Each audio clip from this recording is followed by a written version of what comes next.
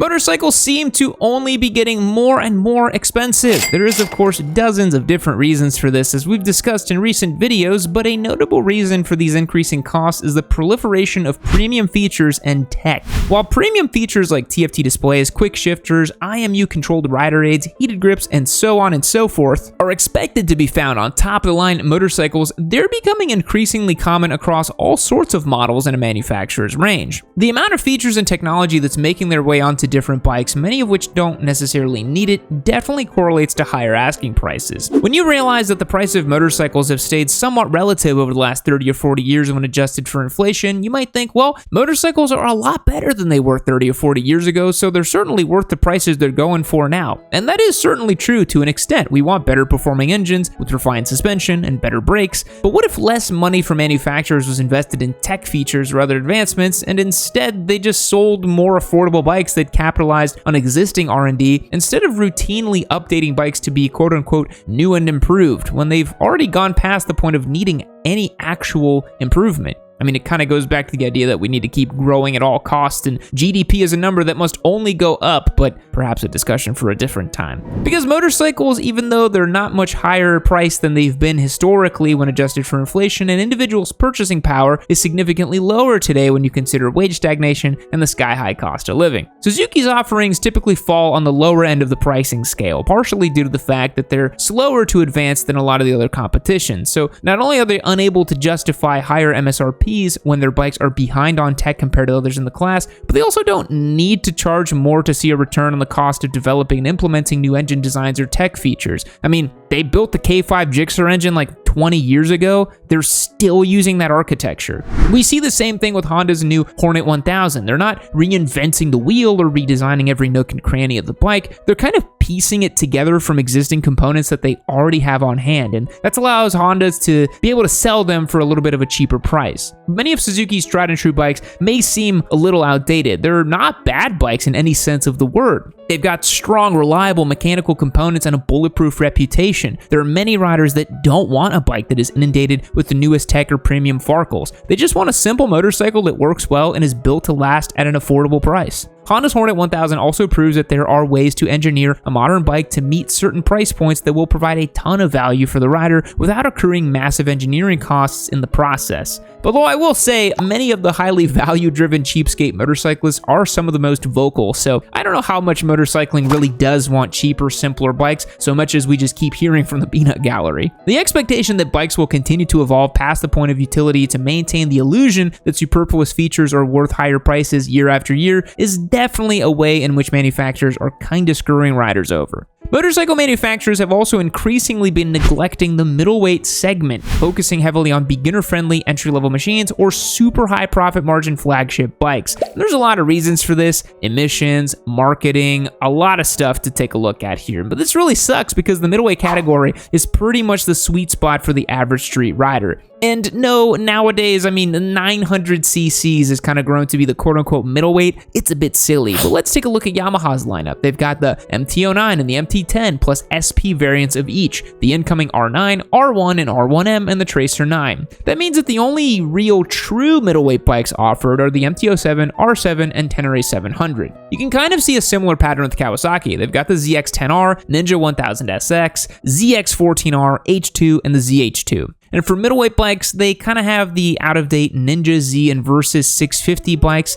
They offer the Z900, but that's a 948cc inline-4 making 125 horsepower. And just like the MT-09, I'm not really sure that counts as a middleweight bike in this context. I mean, nowadays it kind of is, but I don't know. There used to be a lot more diversity in the middleweight category that provided options for intermediate riders who don't have any desire to buy the most premium or powerful bikes that a manufacturer has to offer. The more premium brands are worse because they're offering little to no options for beginners and only one or two bikes that are anything less than best of the best. And that's certainly motivated by profitability. Small bikes are cheap to produce, often outsourced to countries like India or Thailand, and then they're sold in higher quantities due to emerging new rider demographics in Western countries, while also being popular in world markets where a 400cc bike is seen as a top-spec, high-powered machine. And then when it comes to flagship bikes, it seems like that customer demographic will literally pay whatever it costs. So, of course, manufacturers are charging crazy high MSRPs for their fully loaded top-of-the-line bikes. The dwindling middleweight segment not only creates less options for what would realistically be the largest customer segment, it also creates less realistic options for a rider's power progression, which probably makes riders even more likely to jump from a 300 to a 1000. No matter how you slice it, the middleweight segment needs to get a little bit more love from manufacturers. But truthfully, with engines bloating bigger and bigger in size year over year with emissions, I think true middleweights in that kind of 600 to 800cc range are just going to become more and more uncommon. Until, I guess, a Ninja 500 becomes a Ninja 650 all over again because it keeps having to get bigger to meet emissions, but I don't know, I digress. It's also getting harder for riders to service bikes themselves. That used to be the way things worked. You bought a bike and you immediately became an amateur mechanic, changing your fluids, swapping your brake pads, installing your sweet aftermarket exhaust all on your own. Now when you buy new bikes from the dealership, it sort of comes with this expectation that you're going to have all the service done there. They might even try to sell you some sort of service warranty, or take KTM for instance. They offer to extend all bikes warranties for free, very suspiciously after the camshaft issue, with the caveat that all service be done by their techs at the dealership. Harley-Davidson just had that big class action right to repair lawsuit as customer warranties were being voided for not taking their bikes to the dealership for service or using aftermarket parts not sold by HD. Bikes are getting harder to work on yourself in part because of the highly specialized parts or electronics. Certain bikes require a special diagnostic tool to read engine codes, unlock the full rev range after the break-in service, or even reset a simple service light reminder. I mean, my Aprilia Tuareg's had that for 2 months now, and I still haven't gotten a chance to go to the dealership and get it cleared because I'm just lazy. The more laden with electronics motorcycles get, the harder they become for the average home mechanic to service as well. There's so many components of a motorcycle that are controlled by electronic sensors and the ECU. On older bikes, a part either broke or wore out and then you replaced what it was and that's it. Whereas now, an issue could be caused by a software glitch instead of an actual mechanical component failing. To remedy these software issues, you must of course take the bike back to the dealership. Even if you do just have to replace some parts, they can be hard to come by a lot of the time, especially if it's a newer model bike or from a European manufacturer. The more specialized the parts are, the more likely they are to get jammed up in the supply chain, and the harder it's going to be to service your bike. Motorcycles have become more complicated and complex. That makes them better, that makes them more interesting and all this stuff, but this not only makes the initial purchase price more expensive, it makes them more challenging or costly to maintain as well. If you guys have been following along for the last 6 months or so, you know I've sung my praises of Saint motorcycle gear before. It gets so tiresome seeing low quality, poorly designed, and unsafe riding gear being promoted left and right on social media. I've made it a point to only work with brands whom I genuinely stand behind. Notice you don't see any Chinese e-bike videos here on Yami Noob. As part of our mission to only work with gear brands we could trust, we got connected with Saint, and I've since had the opportunity to try out a good amount of their products. A few months back, I put their armored bomber jacket through the ringer, and now I'm excited to have been given the opportunity to try out their new unbreakable Core-Tech jeans. These jeans are Saint's first CE AAA rated jean, the highest safety rating available. This advanced process involves layered lycra, the world's strongest fiber, UHMWPE, and cotton to provide strength, stretch, and softness. And the end result is a motorcycle riding jean that provides resilience and abrasion resistance like nothing else on the market. Plus, they come with D3O knee and hip armor included. Saint is owned and operated by a bunch of solid dudes in Australia that are really doing the Lord's work, making top quality gear that looks great and will actually keep you safe out there. So if you're in the market to upgrade your riding jeans to the new gold standard, check out Core-Tech jeans by clicking the link below. If you use the code YAMI, you will get 15% discount on your order. Thanks to Saint for supporting the channel. Well, let's get back to the show. A lot of motorcycle manufacturers are also overhyping new tech. The electric bikes, hybrid bikes, automatic bikes, and smart clutch equipped bikes are all perfect examples. These new technologies can ultimately hurt customers by creating unrealistic expectations, inflating costs, or leading to long-term headaches if the tech isn't proven or fully realized. Everybody's getting in on automatic motorcycles these days. Honda's had their long-proven DCT in bikes like the Goldwing, Africa Twin, and Rebel 1100, but they now have their new e-clutch system as well, which isn't a fully automatic transmission, but an automatically actuated clutch paired with a manual gearbox, which is a really interesting idea because you can have a manual motorcycle when you want or ride it completely automatically, shifting the gears yourself, I think. if you want to. It's a bit strange. Yamaha's also working on an automatic transmission, as are KTM and BMW, and this tech could ultimately lessen the learning curve for new riders, but at the end of the day, using a clutch or a manual transmission is not rocket science, and ironically, Honda sells the DCT on their larger displacement flagship bikes, meaning that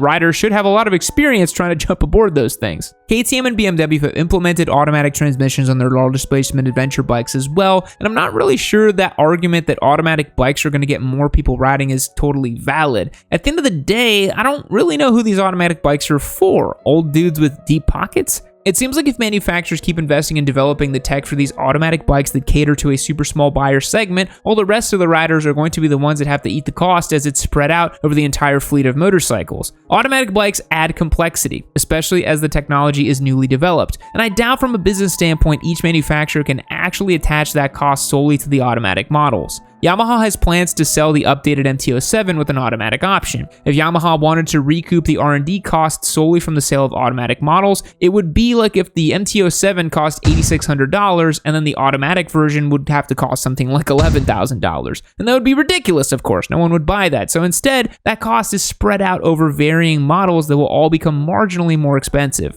Electric or hybrid motorcycles are no better. They sell a false promise for what the future of motorcycling can be like. But at this time, amidst the current landscape and infrastructure, a full-size electric motorcycle cannot compete with a gas-powered bike in terms of experience, convenience, or value. The heavy investment into this new tech from manufacturers and promotional materials that artificially inflate for the demand these products add is not awesome for a majority of riders. And lastly, installing features on a motorcycle that then need to be unlocked via an additional payment or subscription plan is absolutely ridiculous. And before all the recent bad press, KTM really made an ass of themselves with the tech packages that were available to riders who bought their bikes. After the initial purchase, the owner would have to pay an additional fee to enable the quick shifter, cruise control, and varying ride modes. I think it's pretty greedy for a manufacturer to sell a bike that already has the necessary components installed, but to keep their functionality trapped behind a digital paywall. Manufacturers can try to justify this however they want, but there's really no way to make it palatable to riders. It just comes across as a bit scummy. Electric motorcycle company Zero had a similar system where additional fees needed to be paid to improve the bike, like turning on the quick charger to shorten the charge time or extend the range of the battery,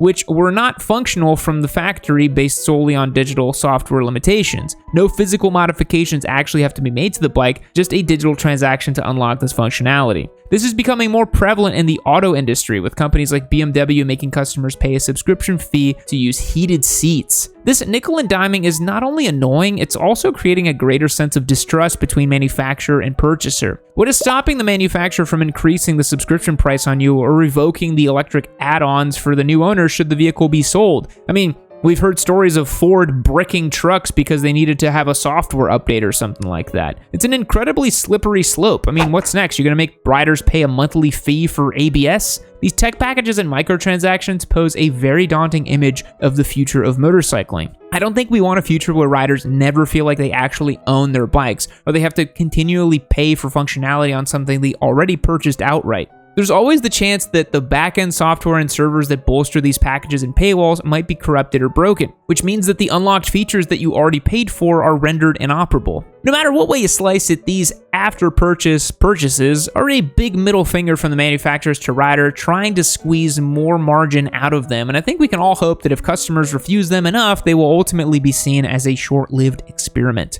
Thanks for watching. Do you share the same sentiment? Let me know down below. You made it all the way to the end of the video, so that means you're subscribed, right? Right? You should be. See you on the next one. Fact: the spinning icon that appears when a computer is loading is called a throbber. Well, I'm glad we saved that for the end of the video because we probably just got demonetized. Goodbye. Well, boys, that's the end of the show for today, but there's always a new video tomorrow. Every single day, there's a YamiNoob video. While you wait for the next one to queue up, become a member on YamiNoob.co and join to win this amazing Triumph Street Triple 765 RS that's right next to me. Cosmic yellow, street performance, track performance, a sonorous 3-cylinder. It has it all. Make sure you join on YamiNoob.co and don't delay.